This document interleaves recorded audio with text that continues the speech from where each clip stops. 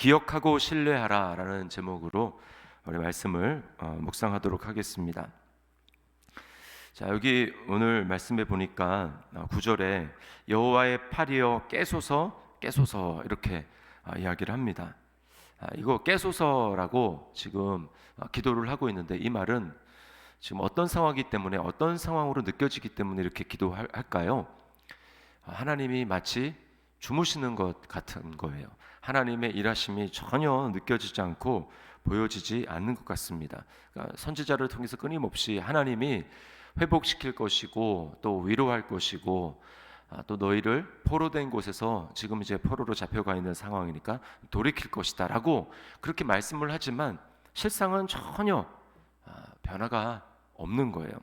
자, 우리가 또 하나 기억할 것이 있는데, 믿음의 길을 걸어갈 때 우리가 어떤 상황을 놓고 하나님 앞에 기도한다든지 또 말씀을 붙들고 어떤 상황을 인내한다든지 그렇게 할 때에 꼭 기억할 사항은 바로 이와 같은 것입니다. 이 하나님이 잠자는 것 같고 아무 일도 일어나지 않는 것 같을 때, 성경이 그것을 우리에게 보여주고 있어요. 그러니까 하나님의 역사는 계단식으로 일어나는 것이지 이렇게 꾸준히 뭔가 이렇게 직선이 위로 올라가듯이 완만하게 올라가듯이 그런 식으로 일어나지 않습니다.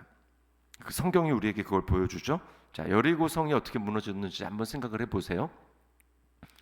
7일 동안 7바퀴를 이제 돌고 마지막 날 6동안 6바퀴를 돌고 마지막 날 이제 7바퀴를 돌잖아요.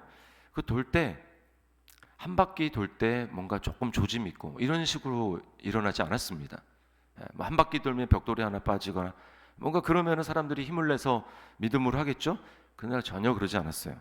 7바퀴 다 돌아도 그런 일이 일어나지 않았습니다. 외칠 때에 무너졌죠.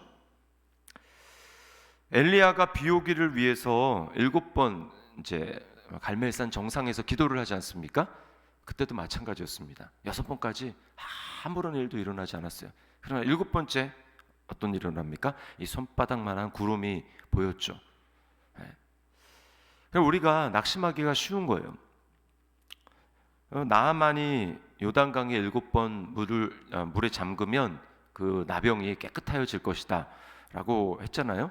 7번 잠길 때까지는 6번 때까지는 아무 일도 일어나지 않는 것입니다.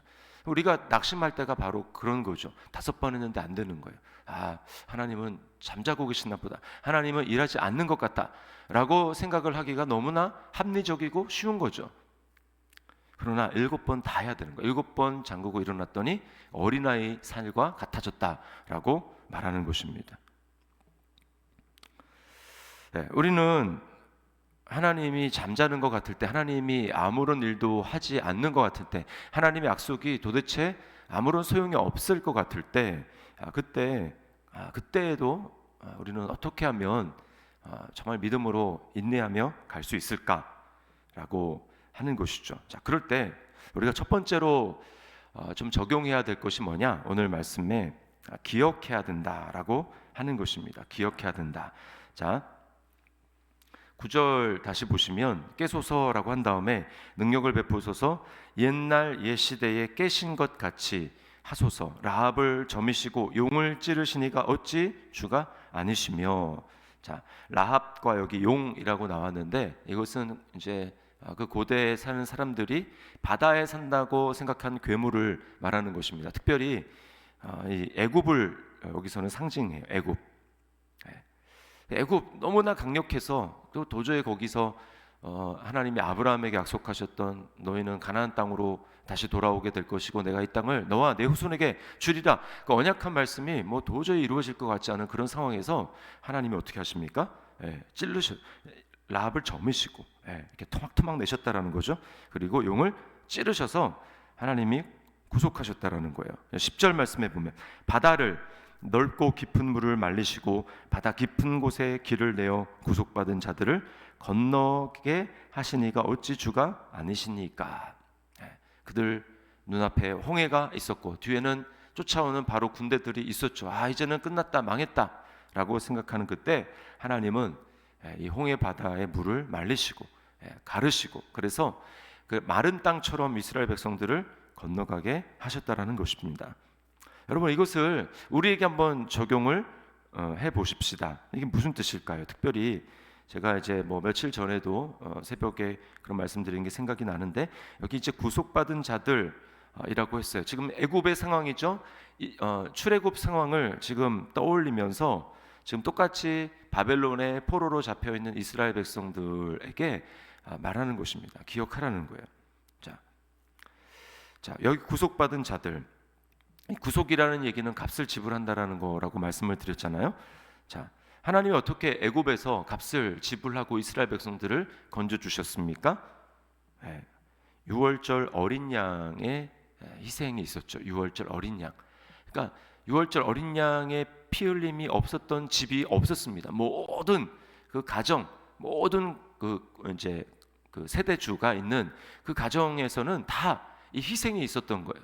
어린 양을 1년 된 어린 양을 다 잡았지 않습니까? 그리고 그 피를 내서 문 좌우 임방과 문설주에 발랐습니다.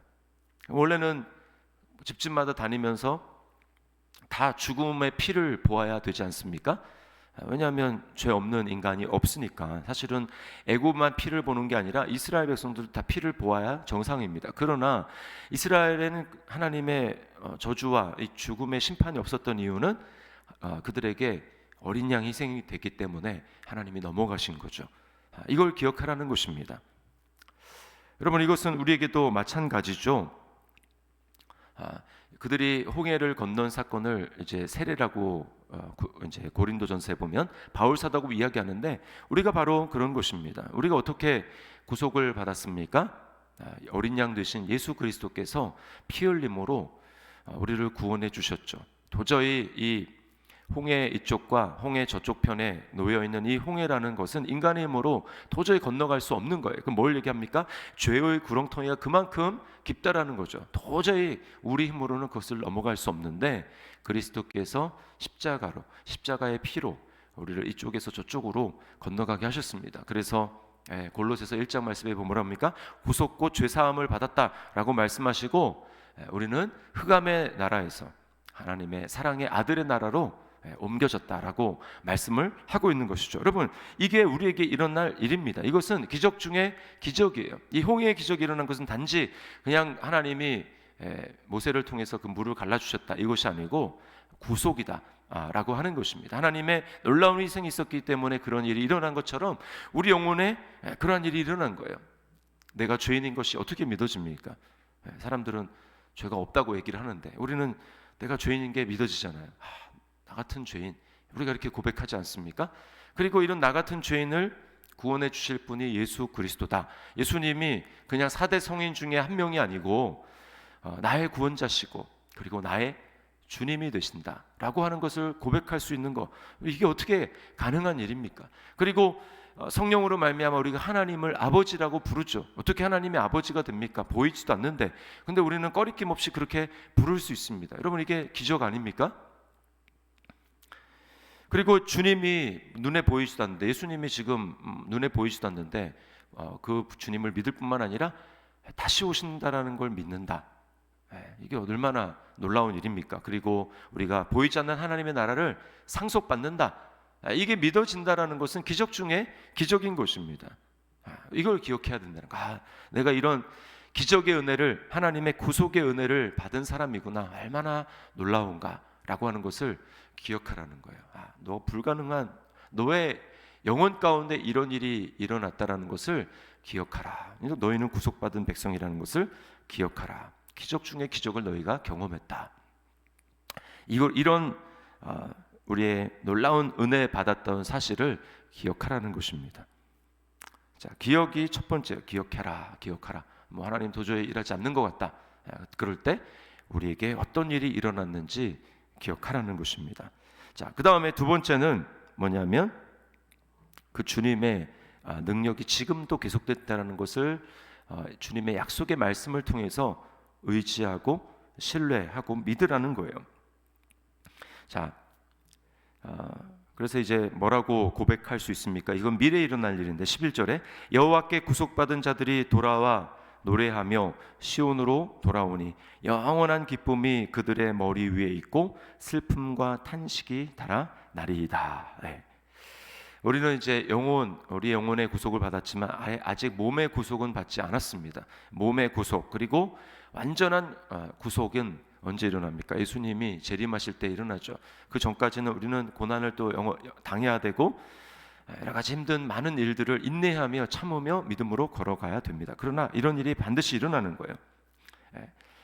영원한 기쁨, 그리고 슬픔과 탄식이 완전히 달아난 새하늘과 새 땅이 우리에게 이루어질 것을 우리에게 일어난 영혼에 일어난 일들을 기억하며 고백할 수 있는 것입니다.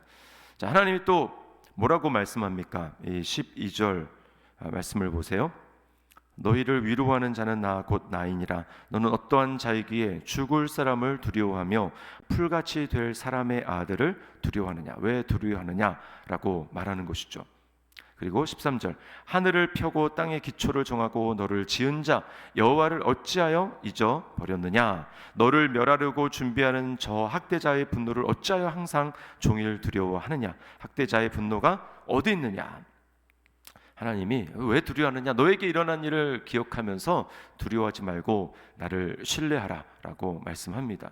자, 그 다음에 또 어떤 약속을 주십니까? 14절에 결박된 포로가 속히 놓일 것이니, 자, 속히 놓을 것이다. 속히 놓을 것이다. 이걸 신뢰하라는 거예요. 말씀, 속히 놓일 것이다. 회복시킬 것이다 라고 내가 끊임없이 지금 말하고 있는데 이거를 신뢰해라. 말씀을 신뢰해라.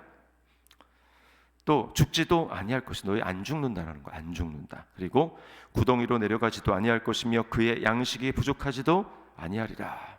너희 지금 아무것도 가질 것이 없고 풀려나도 굶어 죽을 것 아닌가라고 생각할지 모르지만 아니다. 15절에 나는 내 하나님 여호와라. 바다를 휘저어서 그 물결을 뒤흔들게 하는 자이니 그의 이름은 만군의 여호와니라. 그 다음에 16절 말씀이 참 은혜가 되는데요. 내가 내 말을 내 입에 두고 내 손 그늘로 너를 덮었나니 이는 내가 하늘을 펴며 땅의 기초를 정하며 시온에 기르기를 너는 내 백성이라 말하기 위함이라. 자, 하나님이 이렇게 모든 것을 하신 이유는 너를 내 백성으로 삼기 위해, 너는 내 백성이다 라고 하는 것을 하나님이 증명하기 위해서 이 모든 일을 행하셨다라는 것입니다. 하나님의 백성이라는 게 뭐예요? 자, 16절 말씀 여기 다시 보면 내가 내 말을 내 입에 두고, 하나님의 언약의 말씀을 가진 자들이라는 것입니다. 이스라엘 백성들은 율법이 있었고 우리는 어떻습니까?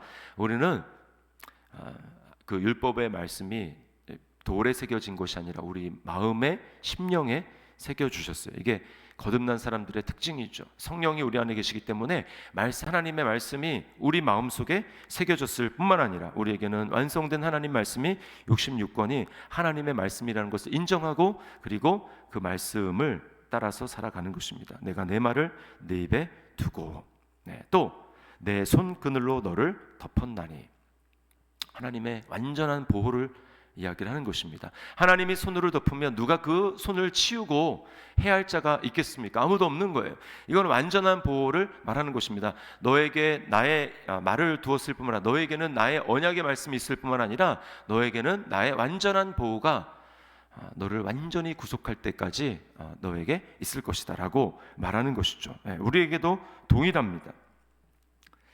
자, 하나님이 어떤 일을 행하셨는지를 기억하라고 했어요. 그 다음에 두 번째 뭡니까?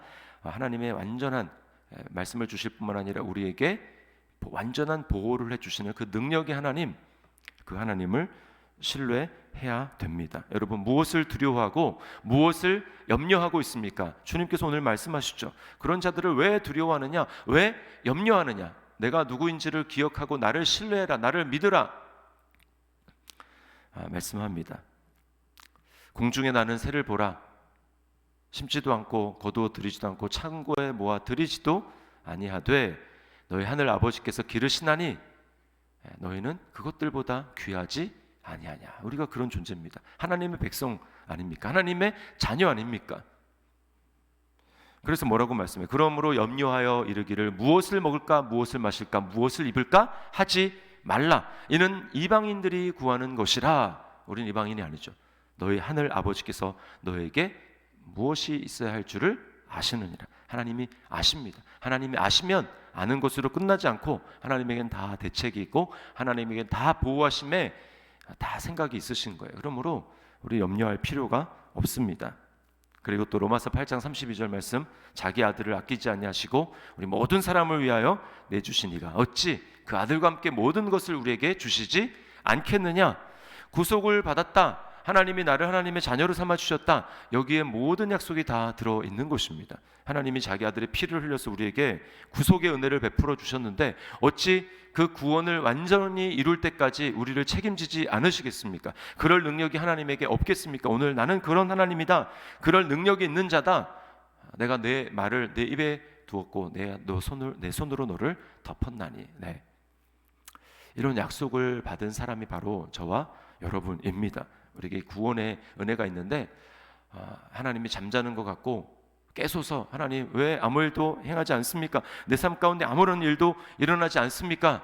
라고 여기면서 낙담할 것이 아니라 오늘 이 말씀과 같이 인내로 주님을 바라보며 다시 한번 기도하고 하나님이 나에게 어떤 은혜를 베풀어 주시는가, 내가 받은 구속의 은혜가 얼마나 놀라운가, 그 구속의 은혜를 베풀어 주신 주님께서 나를 그냥 두시겠는가, 내 삶을 인도하실 것을 우리가 다시 한번 신뢰하며 믿어야 할 것입니다. 오늘 그 주님을 그렇게 신뢰하며 나아가는 저와 여러분의 삶이 될 수 있기를 주님의 이름으로 축원합니다. 기도하겠습니다. 하나님 아버지 감사합니다. 때때로 우리 삶에는 정말 하나님이 안 계신 것 같고 내 삶에는 아무런 일도 일어나지 않는 것 같이 느껴질 때가 종종 있음을 주님 앞에 고백합니다. 아버지, 그때 다시 한번 오늘 말씀과 같이 나를 구속해 주신 그 주님의 놀라운 은혜와 사랑, 주님의 가장 큰 기적을 기억하며 내가 그런 은혜 받은 자라는 것을 생각할 수 있도록 주님 은혜를 베풀어 주시옵소서. 뿐만 아니라 그렇게 구속의 은혜를 받은 자를 하나님이 버려두지 아니하시고 왜 두려워하느냐, 왜 염려하느냐 말씀하시며 너의 입에는 내 말이 있지 않느냐, 내가 너를 손으로 덮지 않았느냐라고 말씀하시며 우리에게 믿음으로 정말 살아가기를 도전하시는 그 주님 앞에 믿어드리고 주님 의지하며 하나님을 신뢰하며 나아가는 우리의 삶이 될 수 있도록 인도하여 주시옵소서. 오늘도 그 믿음으로 승리하기를 원합니다. 그 믿음으로 살아가기를 원합니다. 우리에게 성령으로 충만하게 하시고 믿음을 더하여 주시옵소서. 주님, 우리를 새롭게 하실 줄 믿고 감사드리며 예수님의 이름으로 기도드리옵나이다. 아멘.